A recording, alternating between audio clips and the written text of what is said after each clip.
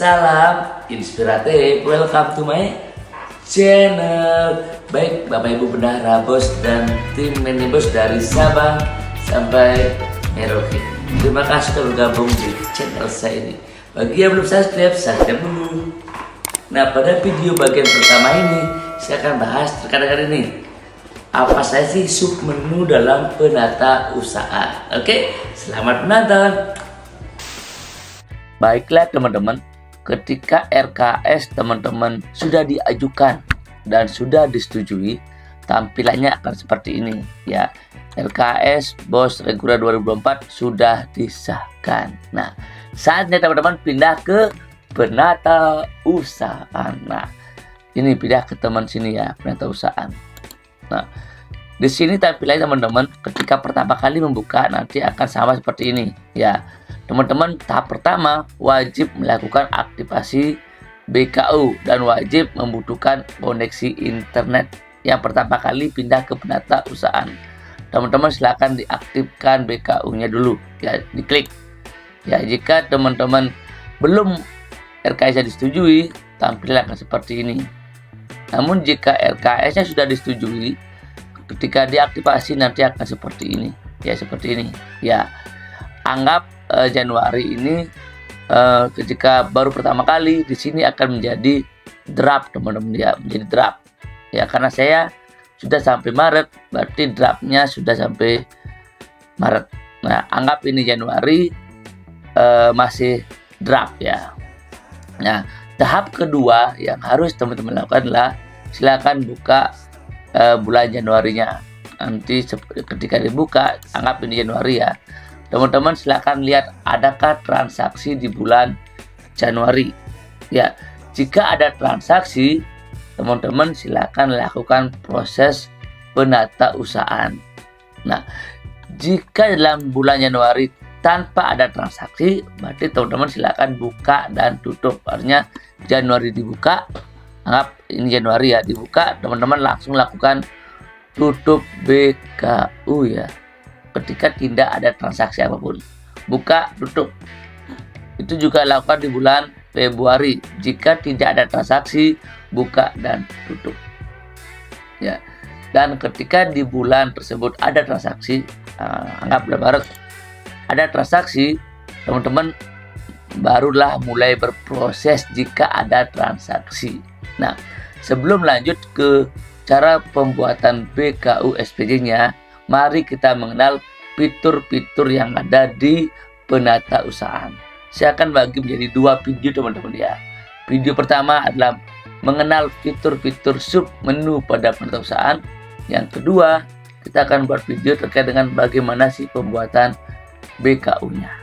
Oke, yang pertama teman-teman, nah di BKU kita mengenal ini tarik tunai ya, tarik tunai. Tarik tunai artinya jika di sekolah Bapak Ibu masih ada penarikan dulu sebelum bertransaksi, silakan lakukan tarik tunai terlebih dahulu ya. Silakan pilih tanggal transaksinya, anggap tanggal berapa penarikan, tanggal 1, silakan pilih tanggal, dan berapa jumlah nominal penarikan sesuai dengan kebutuhan teman-teman, kebutuhan sekolahnya ya. Berapa kebutuhan, silakan tarik mungkin 35 juta. Nah, seperti itu. Silakan diklik berapa kebutuhannya, kemudian simpan.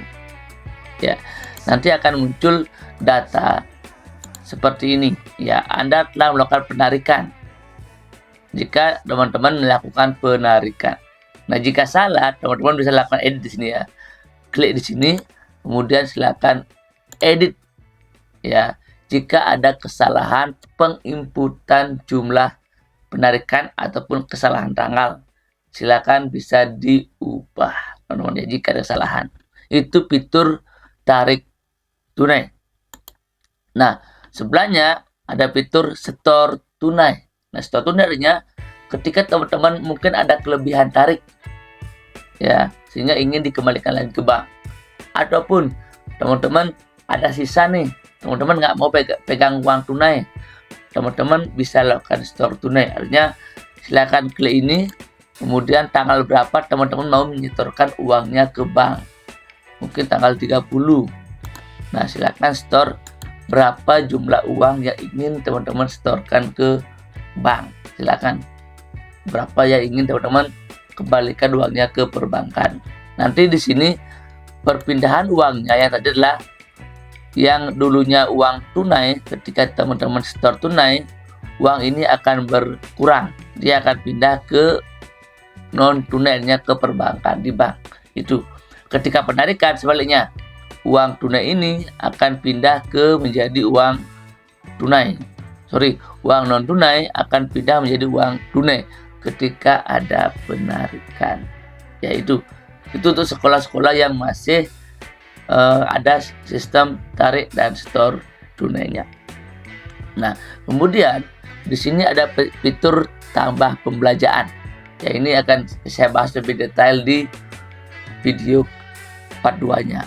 Ya, tambah pembelanjaan, diklik. Nah, inilah tampilan tambah pembelanjaan. Di sini teman-teman melakukan transaksi ya. Nah, di sini ada tanggal transaksi, jenis transaksi, dan SPJ-nya. Ya, kita akan lihat lebih detail di video kedua. Nah, di sini juga ada jenis transaksi. Ya. Di sini ya teman-teman, banyak sekolah yang sering bingung apa sih perbedaan uang tunai dan uang non tunai. Bukan berarti ketika semua transaksi yang ditransfer termasuk belanja non tunai. Salah teman-teman. Ya. Uang tunai artinya uang yang teman-teman pegang, yang sudah ditarik. Ya, itu namanya uang tunai. Ya. Kalau uang non tunai itu artinya uang yang transaksinya dari bank teman-teman pindah ke rekanan. Itu non tunai. Contoh, teman-teman pakai IBB atau mobile banking yang emang transaksinya dari rekening sekolah ke rekanan, itu namanya non tunai. Jika transaksinya menggunakan uang yang sudah ditarik, itu namanya transaksi tunai. Contoh, teman-teman melakukan penarikan dulu sebesar 5 juta. Kemudian teman-teman mentransfer uang 5 juta ini ke rekanan. Ya, itu transaksi apa? Nah, banyak sekolah yang menganggap itu transaksi non tunai. Itu salah teman-teman. Ketika uangnya sudah ditarik terlebih dahulu, berarti dia termasuk belanja tunai. Meskipun uang tersebut mau diserahkan langsung ataupun ditransfer, itu tetap yang dipakai adalah uang tunai karena ada penarikan sebelumnya. Uang yang ditarik ini teman-teman transfer, namanya transaksi tunai. Ya, hal itu ini ya teman-teman ya, ini yang teman-teman wajib waspadai. Ketika teman-teman melakukan transaksi non tunai, berarti yang dipotong adalah uangnya ini, uang dari bank. Dari bank pindah ke rekanan ini yang dipotong.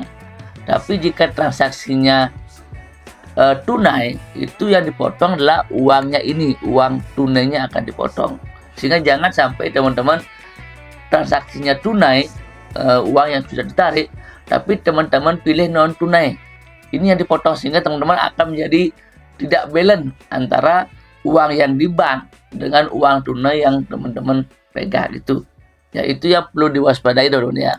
Apa perbedaan uang tunai dan transaksi non tunai? Itu jangan sampai teman-teman ketukar pemilihan ini. Jika ini ketukar, otomatis ya akan ada perbedaan uang tunai di bank dengan